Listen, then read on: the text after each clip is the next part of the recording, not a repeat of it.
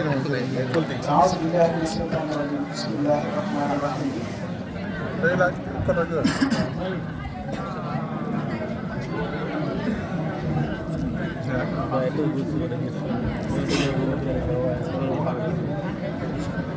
الحمد لله المعين الباري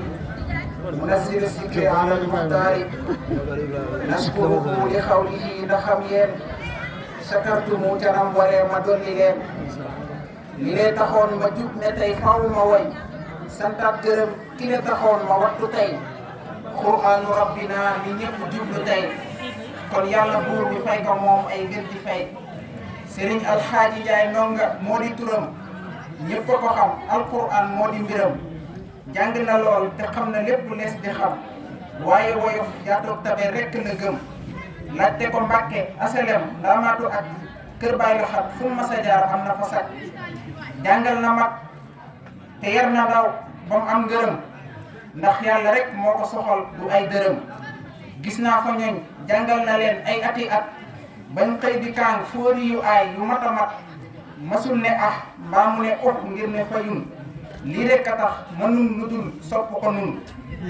daan na di boot donga yi daan leen suturaal yenn saay mu tax jàqee këléb di leen kafal nit xëy na bis daan fay ba yàgg mënatul mu jug fajar teel ñëw fa moom daat koy xamal li lee ko dal te fekk moom am na fa ay tout tànk yu mënatul a gàddu seenu fay waaye Sëriñ Al Haaji Njaay ci kóllëreem daat nay xamal nit ka ci ne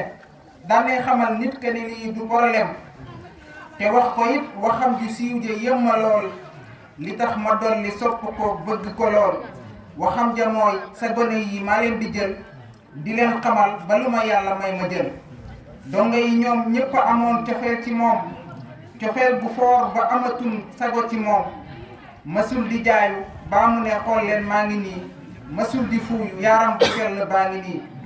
alquran moo la sagal teg la ca kaw a kaw ba abadan yaay féete kaw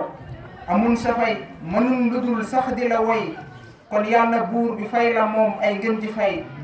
dinañu takku dogu bu wér sax di liggéey